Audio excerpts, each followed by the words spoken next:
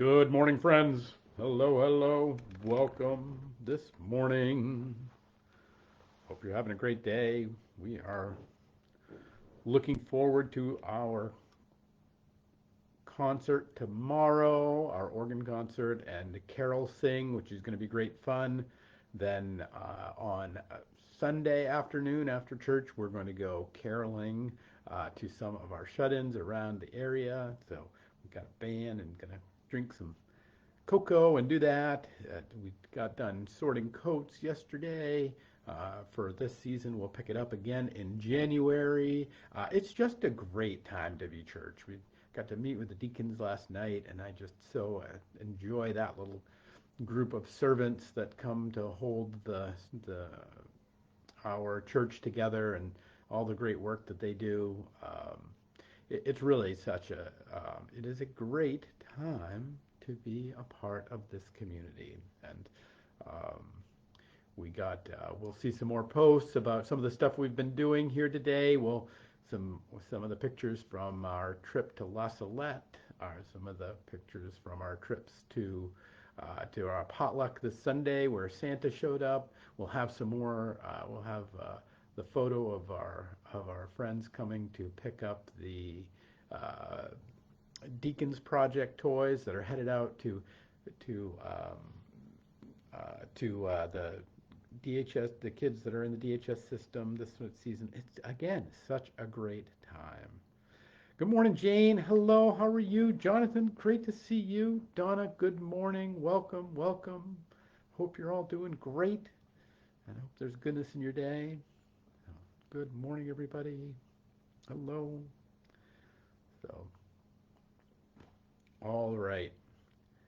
Hey, Karen, good morning to you. Hope you're doing good. All right, friends, let's get going this morning. It is the 19th day of December. We are coming closer to the time of darkness, to the time of solstice, to the time of the darkest, longest night of the year, and the rebirth of the light 3 days later. It's coming to us. So welcome this 11:11. I pray goodness and in this season of light.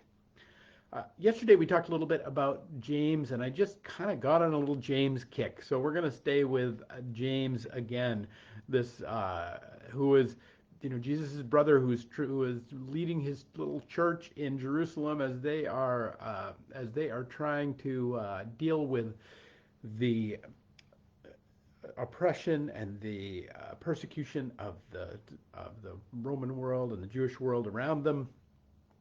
And he writes this in the first chapter. So he comes this right out of the gate. This is his little instruction book on how to deal with hard times. He says this, but each person is tempted when he is lured and enticed by his own desire. Then desire, when it has conceived, gives birth to sin.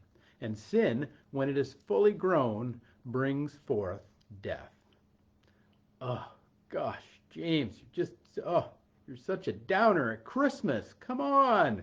Can't we just have you know, an extra thing of eggnog? Can't we just, have a nice time? Do we need to load it up with all of this conversation around temptation? Well, in spending a little time with him, because it is kind of not that it's a huge season of temptation, but it is the time that the season of darkness, in the sense of and season of light, that we adorn the darkness with the lights of, for instance, our trip to La Salette, and how that only makes sense when it's dark. That only makes sense to shine light in the dark.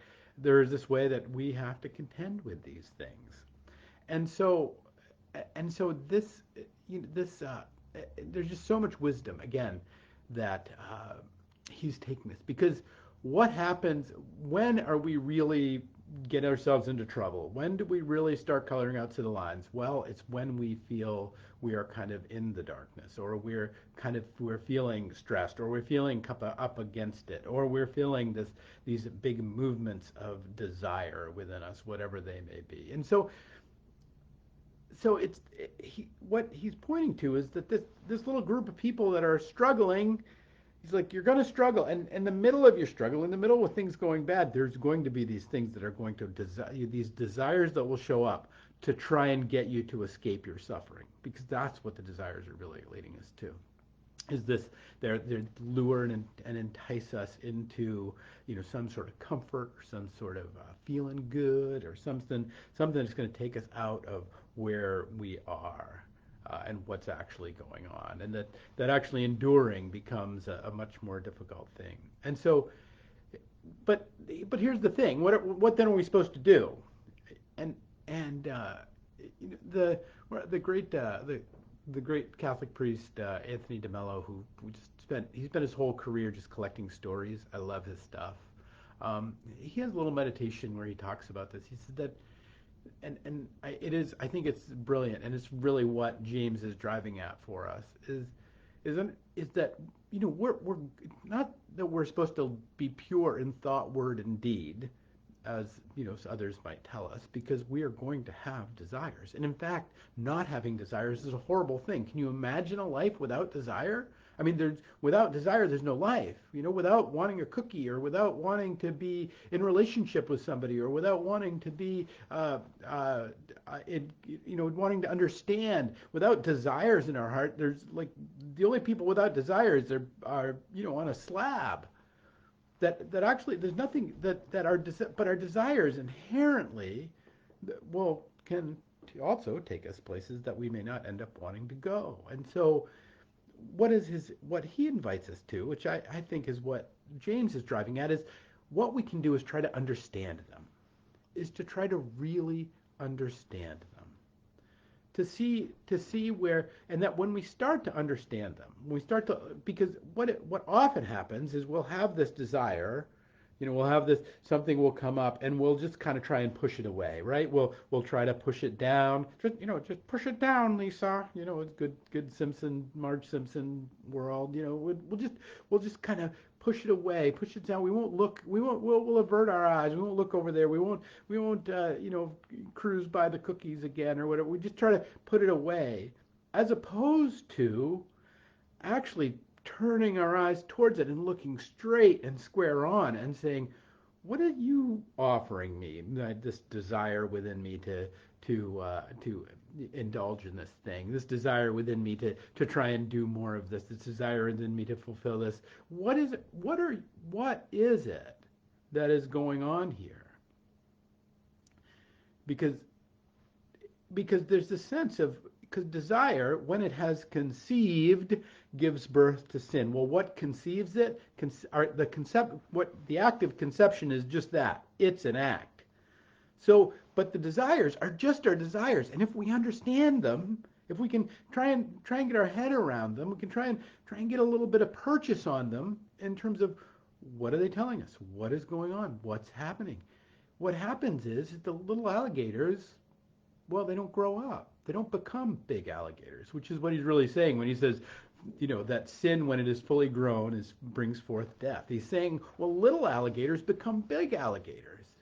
And it's easy to indulge little things. But when we start to understand that they open up, that they have something to offer us, they're trying to tell us something in some ways, that our desires are trying to tell us a thing, and that understanding our desires, both understanding, like, where will they take us if we play this out, where will our all of the different lusts and wants and parts of our lives, where will those take us if we really play those out all the way? This is I was thinking about recently. I haven't been, I've kind of been, I've been rucksacking. I've been rucking, putting weight on in a backpack and going out and rucking. I did a 22-mile ruck a little while ago, and I just kind of realized I haven't been training lately, like as I have been recently.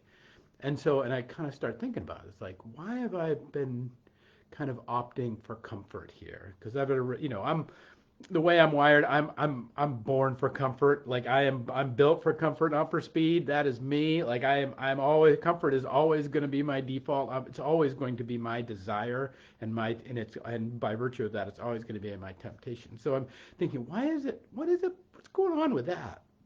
And what I realized was, And it dawned on me the first time I went down in a couple of weeks that I actually got out was that, you know, we lost our dog a few weeks ago, and that Poco's death and my rucking were actually linked in a whole lot of ways because there were a lot of times on the beach that he and I going for a walk. There were a lot of times on the trails that it was he and I going for a walk. And so for me to strap on a backpack and not head out for a walk was to end has been it's not just that it's cold out or that it's hard or that it's difficult, but it was profoundly sad.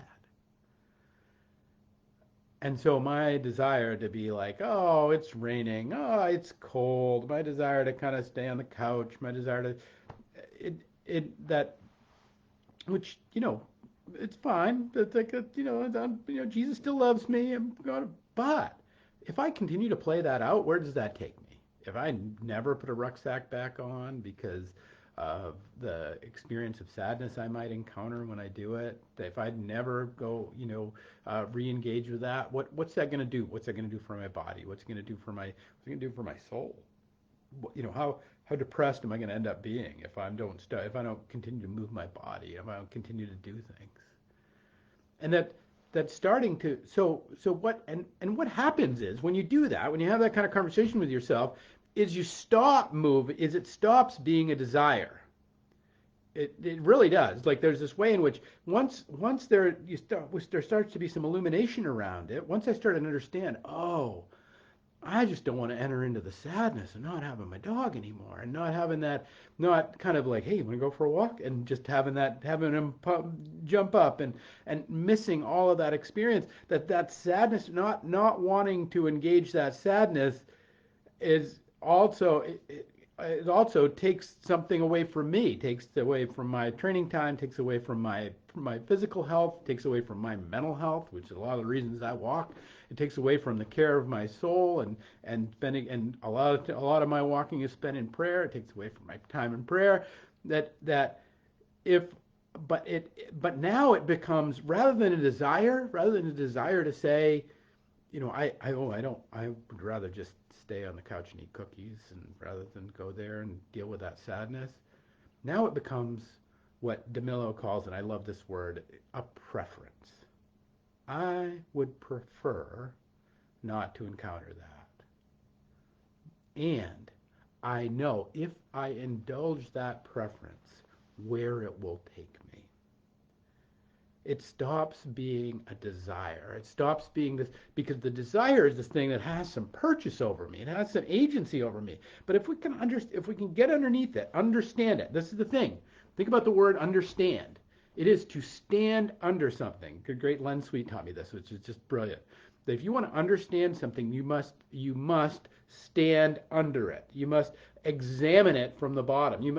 And by virtue, what that means is you have to actually submit yourself to it. And not that you have to do what it says, but you have to give it credence. You have to give it authority in your life. And you have to look at it and say, okay, that matters. And so because it matters, I'm going to stoop down, I'm going to bend down and look underneath it, and I'm going to see what's going on. I'm going to look under the hood. I'm going to give it some agency and some authority in my life because it's taking up authority. I'm not going to deny it. I'm not going to push it away. I'm going to stand under it. I'm going to actually give it the fact that it matters. And you know what? The sadness around my dog does matter. But the training of my physical body matters. And that if I let that little alligator grow up into a big alligator, my whole what one. Now I may have a preference that I don't want to step into that place. I may have a preference that I don't want to contend with that sadness or deal in that way. And there may be other ways to come at that. This again, now it's a preference. I get to make some decisions about how I'm going to encounter that and what I'm going to do. But the thing is, and this is what James is telling us, is that the luring and the enticing of desire comes when we are trying to escape, when we're trying to be other than where we are and deal with the struggles and the difficulties and the problems of where we are.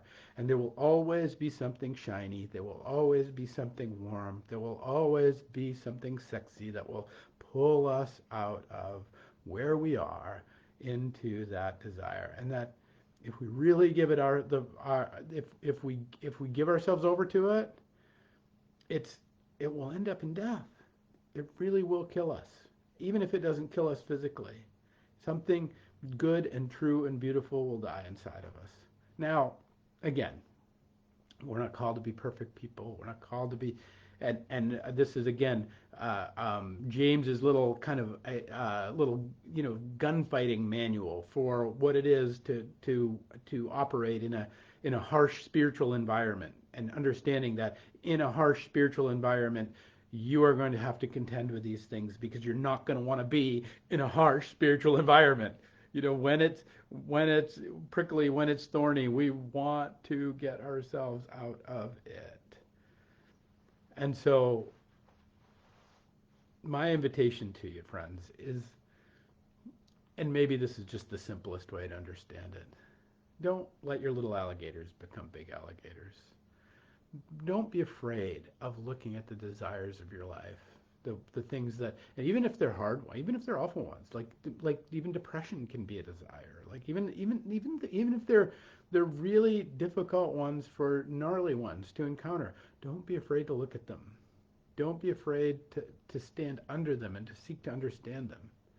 Because the one who is being born into the world next week is the one who comes at the lowest of all possible human experiences, born in a manger, born of this 14-year-old girl who is in jeopardy for her life, born in these questionable circumstances, born in this, and at the lowest point of the lowest of humanity, and from that low point climbs through all of the desires of humanity to overcome them and be crowned King of Kings and Lord of Lords, who even the oceans and the winds obey. That means that the desires of our heart, the wonders of our goodness, the joys of our being will also obey them when we call upon him to help us understand those things that would come to us in this season of darkness. As I said, we will be on it will be the darkest night of the year, and the time that by the time we come back next week, and in that, as we can encounter the darkness, as we encounter the temptations of our age, whatever they might be, as we encounter our desires, don't be afraid to stand under them, because the one who made you has built you to be able to overcome, has given you all authority over angels and demons, has given you all authority over the true, the good, and the beautiful, to invite it into your life, and the rejection and the putting away of all things that would destroy it. That's the promise and the high wonder of this season. And so, friends, I hope you have a wonderful weekend on this solstice weekend. And maybe you'll engage in some of our great stuff that's coming up with the church in these few days as a way of contending with those desires that would invite us to let our little alligators become big alligators. I hope all of you have a great and wondrous season, and we'll pick it up next week with another 11:11.